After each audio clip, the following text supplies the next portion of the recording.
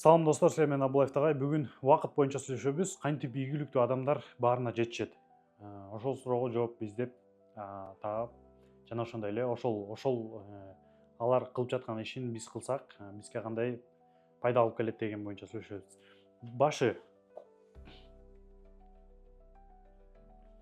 Эң башы эле максатты туура тандоо. Максат тандаш үчүн биринчи кыла турган ишибиз блокнот ачабыз дагы ошол жака кыла турган ишибизди жаза баштайбыз. Эмнелер жагат, эмнелер кылган жагат, эмнелерди көргөн жагат, же болбосо ошол кылып жаткан ишибизден биз рахат алып атабызбы, ошондой нерсенин баарын өзүбүздүн оюбузда болгон нерсенин баарын жазабыз. Жазгандан соң биз ошону блокко бөлөбүз. Бул биринчи принцип, жазыш керек. Экинчи принцип убакытты блокторго бөлөбүз да. Ал кандай? Ал деген мындай. Блокторго бөлгөндө, мисалкы учурда жанагы мен сабак өтүп жүргөндө кичинекей жаш балдар айтып калчу, мен 5-те туруп иштегиле десем, 5-те туруп биз эмне кылабыз депчи. Ошондой эле биз деген 5-те туруп, биз эгерде максатыбыз бар болсо, ошол максатты бөлүшүбүз керек. Жанагы мурдаңкы видеолордо айткандай эле, биз деген мындай тамырча кылып туруп, теректин тамырындай кылып туруп бөлүшүбүз керек. Кандай эмнелерди кылып, эмнелер менен машыгабыз деп. То есть мынакей, кандай десем, биринчи либо фитнести алайлы, либо английский алсак, английский мисалы 5 уровеньден турат, ошол 5 уровеньде силер бөлөсүңөр. Биринчи уровеньде 2 айга бөлсөңөр болот, экинчи уровеньде 2 айга бөлсөңөр болот. Ошентип силер 5 уровеньди 1 жылга бөлүп туруп, бүгүн эмне кыласың? Бүгүн моуну окуйм, буну окуйм. Биринчи уровень элементарий жок, бегинер болсо, бегинерде бегинердин эң башкысы эмне деп туруп, ошол сыяктуу кылып туруп биз өзүбүздүн убактыбызды блокко бөлөбүз. Биринчи мисалы бегинер уровеньдин биринчиси биз алфавит үйрөнөбүз. Ал алфавитке канча күн кетет? 2 күн, 3 күн же болбосо 4 күн кетет деп туруп бөлөбүз дагы. Ошентип анан 4 күн блокко бөлгөндө аябай тщательный болуш керек. Кайсыл убакта? Мисалы ошол жана көрдүңөрбү, уже биз даярдап койдук да баарынчы. Даярдап койгон ишибизди биз деген блокко бөлгөндө мындай кылабыз да. Эртең 5-те турабыз, 5-те туруп 6-га чейин физзарядка жасап, же болбосо денени сергитип, растяжка кылып, анан мээни сергитип, ошентип туруп баштаганда 6-дан 7-ге чейин мисалы биз английский окуйбуз. Же болбосо тренировка кылабыз, фитнес болсоңор. Ошентип туруп иштеп блокторго бөлүп, анан иштей беребиз дагы. Күнүгө ошол нерсени дисциплина кылып алып туруп, ошону күнүгө кайталай берсек, биз 1 жылда английский үйрөнүп алабыз. Же болбосо фитнес болуп тренировка кыла турган болсок, 1 жылда өзүбүздүн каалаган формабызга эми прям чоң болуп кетип эмес, болгондо бир аз эмес, жакшы эле результат көрсөтө алабыз. Ошондой эле. Анан кийинкиси үчүнчү принцип, достор, адамдарга жок деп айтканды үйрөнүш керек. Бул нерседен эч кандай тартынбаш керек. Мисалкы учурда бирөө келет дагы сага, сен мисалы иштеп атсаң, сага келет, могу жардам берип койчу дейт.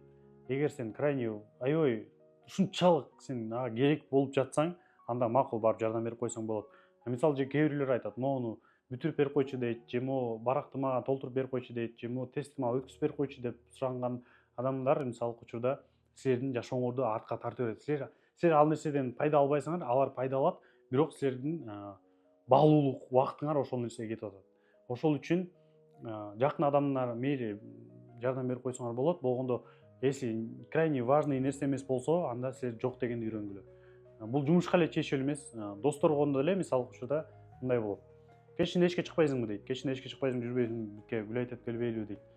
Ага эмне деп жооп бересиң? Жок деп айтсаң, таарынап деп бара бересиңер, бирок силердин убактыңар кетип атат. Ал убакыт силерге баалуу убакыт, бирок силер ошол убакыттан пайда алган жоксуңар. Силер алдыга койгон максатыңарга жетейин деген убактыңарды дагы деле созуп атсыңар. Мынакей, мындай кылып түшүндүрөйүнбү? Аябай сонун темада, ушулчу мага жагат. Мынакей, мындай кылып түшүндүрөм. Могул жерде көрүп атсыңар, могул жерде силердин максатыңарда, могул бурчта силерсиңер. Ушул бурчтан силер монтип чыгып, мындай түз басып келишиңер керек да, анын үстүнө чыгып барып ушул максатыңарга жетишиңер керек да. Ушул максатыңарга жетерде силерде неме бар.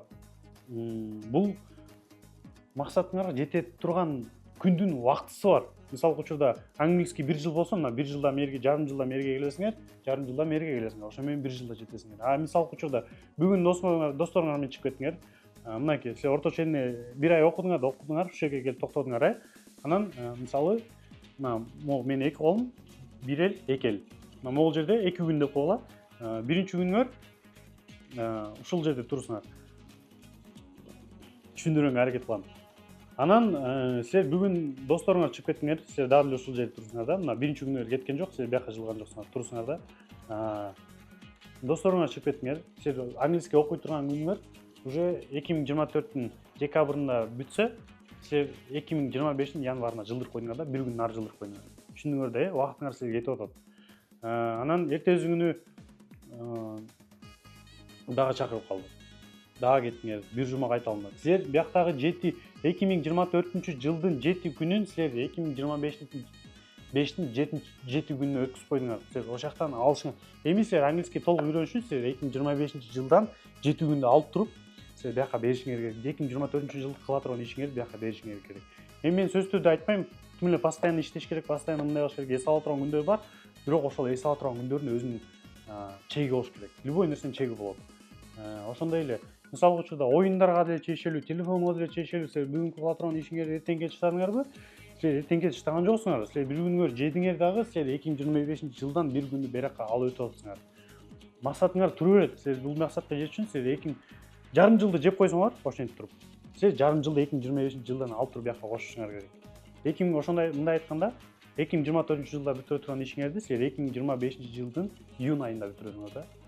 Ошентип силер убактыңарды тияктагы будущий убактыңардан алып атсыңар да. Ошол үчүн мен айта турган сөзүм, убакытты туура пайдаланыш керек жана жок дегенди үйрөнүш керек.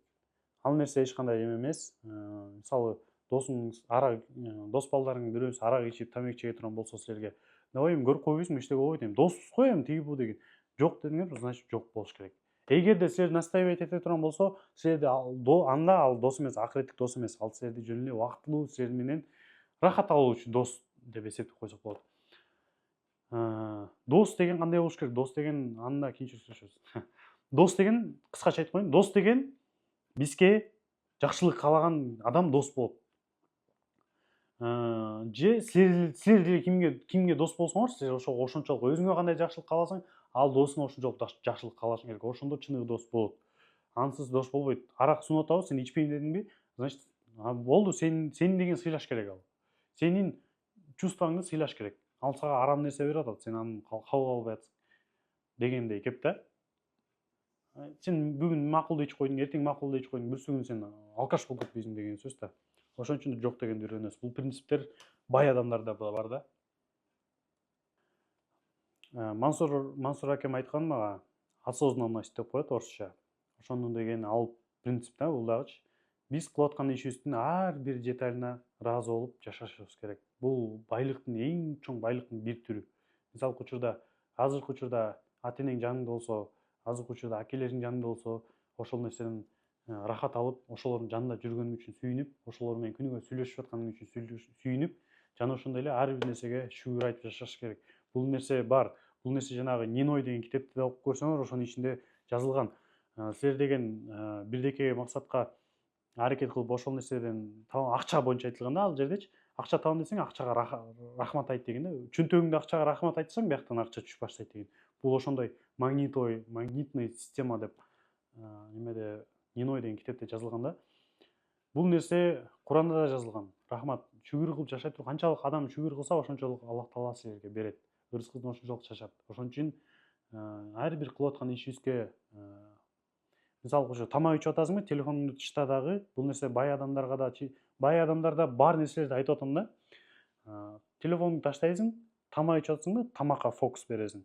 Тамагың кандай даамдуу болуп атат, ызык болуп атат, мустак болуп атат, ким менен тамак ичип атасың, айлана чөйрөңдө ким отурат, ата энең отурабы, ата энең менен сүйлөшүп аткан сөзүңө көңүл буруп, ал эмне деп атат, ошол нерседен маалымат алганга аракет кылып, айтор биз деген кылып аткан ишибиз. Мисалы китеп окуп атасыңбы, сен жаныңда бирөө бирнеке деп сүйлөп атабы, тиги кылып атабы, сен эгер китеп окуйт, либо тиги менен сүйлөш, либо китеп оку деген кеп да. Эч качан эки нерсени бир нерсеге салбаш керек. мисалғы учурда душка түшүп атасыңбы, дагыбастан момент чачың түшүп алган, мисалы эгер шашып атсаң болот ошондой. А бирок негизи душка кирдиңби, спокойно киресиң, кийимдериңди коесуң, жашынакай кылып койдуң да, турдуң, душка кирдиң, гусул алып атсаң, гусулга ниет кыласың дагы, жуунуп баштайсың. Жуунуп атканда ошол суу денеге тийип, ызык болсо ызыгы денеге тийип, кетип аткан суунун агып атканын, суунун өзүн сезип, мисалы оозуңарды чайкайсың, мурдуңарды чайкайсың, оозуңарга алып, оозуңа ичиңен чайкап атканын, айтор кылып аткан иштин баардыгын биз сезип, ошол нерседен рахат алып, ошол нерсе менен жашай турган болсок, биздин жашообуз да жакшы жакка өзгөрөт жана ошондой эле бул жашоонун даамын да сезе баштайбыз дегендей кеп да. Ошол достор, сен менен Абылай Тагай болду. Эгерде бул видео силерге пайдалуу болсо, лайк басып, комментарий жазып, жана ошондой эле